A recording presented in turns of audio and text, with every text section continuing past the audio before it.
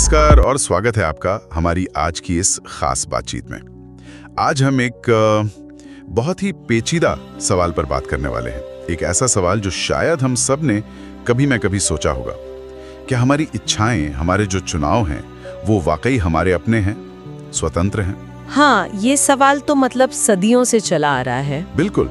और आज की हमारी ये जो चर्चा है, ये एक लेख पर आधारित है, स्वतंत्र इच्छा का भ्रम, एक एल्गोरिदम की कहानी। बड़ा दिलचस्प टाइटल है। तो सवाल यही है कि क्या हम सच में सोच समझकर अपनी मर्जी से फैसले लेते हैं, या फिर ये सब हमारी बनावट, हमारी परवरिश, हमारे माहौल, इन सब चीजों से तय होता है? मतलब एक तरह का कोड या एल्गोरिदम। और क्या ये जो चुनाव करने का एहसास है, वो सिर्फ एक एहसास भर है? हाँ, बिल्कुल।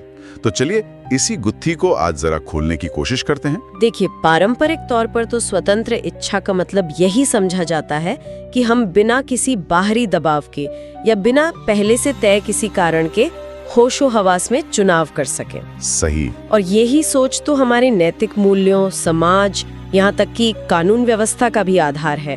हम मानते हैं कि लोग अपने कामों के लिए जिम्मेदार हैं, क्योंकि भाई वो कुछ और चुन सकते थे। हाँ, ये माना जाता है। लेकिन जैसा कि उस लेख में भी बताया गया है, आजकल का विज्ञान, खास तौर से न्यूरोसाइंस और ये जो एल्गोरिदम्स की हमारी समझ बढ़ रही है, वो इस सीधी साधी लगने वाली बात पर बड़े गहरे सवाल उठा रही है। हाँ, और लेख का जो मुख्य तर्क है वो यही है कि हम इंसान भी एक तरह से देखें तो बेहद जटिल बायोलॉजिकल एल्गोरिदम ही हैं। जरा सोचिए, हम फैसले लेते कैसे हैं? हम बाहरी जानकारी देखते हैं, जैसे मौसम कैसा है, फिर अपनी अंदरूनी हालत, मतलब भूख लगी है या मूड कैसा है, पुराने अनुभव कह रहे हैं। बिल्कुल। इन सब के आधार पर ही तो हम रिएक्ट करते हैं।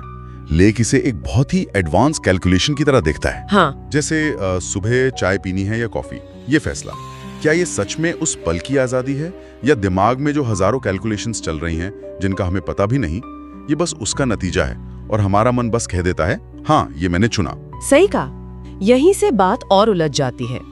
और ये जो पूरी प्रक्रिया है, ये आर्टिफिशियल इंटेलिजेंस यानी एआई जिस तरह से काम करता है, उससे काफी मिलती जुलती है।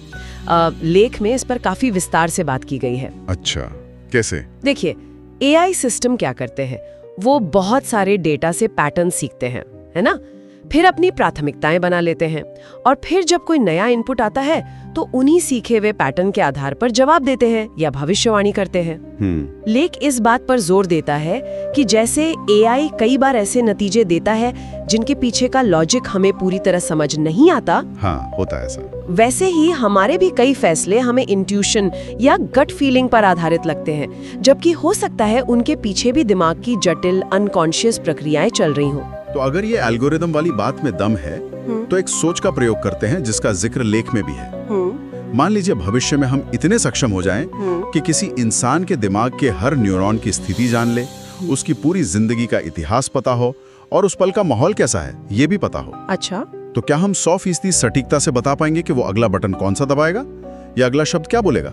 ये तो बड़ा सवाल है। हाँ, और अगर जवाब हाँ है तो फिर स्वतंत्र इच्छा कहाँ बची? सही बात। लेकिन यहाँ एक दिलचस्प मोड़ भी है। लेख ये भी मानता है कि चलो मान लिया कि पूरी तरह स्वतंत्र इच्छा न हो, फिर भी ये जो हमारा अनुभव है ना चुनाव करने का, हाँ, वो एहसास, हाँ, वो एहसास कि ये मैंने तय किया है, ये बहुत असली और बहुत ताकतवर होता है। ये हमारी पहचान के लिए, जिंदगी में मतलब ढूंढने के लिए बहुत जरूरी है। बिल्कुल। और न्यूरोसाइंस के जो सबूत है, वो इस पहेली को और भी गहरा कर देते हैं।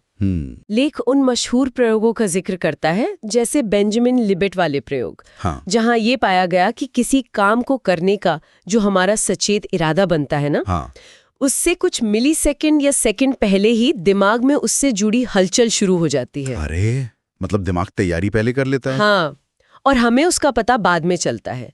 तो एक व्याख्या ये हो सकती है कि हमारी जो चेतना है, हमारा जो कॉन्शियसनेस है, हाँ, वो शायद फैसले लेती नहीं, बल्कि फैसलों को बस महसूस करती है और बाद में उनके लिए कारण गढ़ लेती है। अच्छा, तो फिर सवाल उठता है कि हमारा असल में नियंत्रण कितना है? और यहीं से फिर वो नैतिकता वाली मुश्किल खड़ी हो जाती है। बिल्कुल। अगर हमारे चुनाव पहले से ही तय हैं, हमारी बायोलॉजी, हमारे माहौल के जटिल जाल से, तो फिर व्यक्तिगत जिम्मेदारी का क्या मतलब रहा?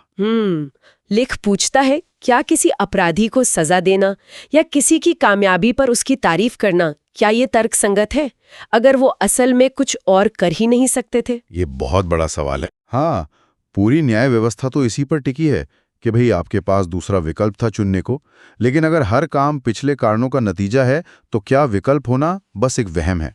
हालांकि लेख पूरी तरह से निराशावादी नजरिया नहीं देता। ऐसा नहीं है कि सब कुछ तय है और हम कुछ नहीं कर सकते। अच्छा, भले ही हमारे पास वो पूरी आजादी न हो जिसकी हम कल्पना करते हैं, फिर भी हम अपने अंदरूनी एल्गोरिदम को काफी हद तक बदल सकते हैं, उसे प्रभावित कर सकते हैं। कैसे?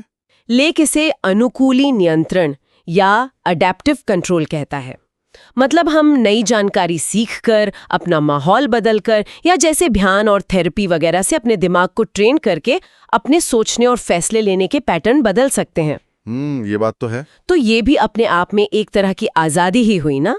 हम अपनी प्रोग्रामिंग को थोड़ा बदल सकते हैं, भले ही पूरी तरह कंट्रोल न कर पाएं। सही। अगर हम इसे बड़ी तस्वीर में देखें तो ये हमें बिल्कुल लाचार मानने के बजाय ये गुंजाइश देता है कि हम अपनी जिंदगी की दिशा को सक्रिय रूप से प्रभावित कर सकते हैं। तो मतलब कुल मिलाकर कहानी ये बन रही है कि ये स्वतंत्र इच्छा वाला सवाल शायद हाँ या नहीं का नहीं है। हाँ, ऐसा लगता है। जैसा लेख इशारा करता है, ये शायद एक स्पेक्ट्रम है।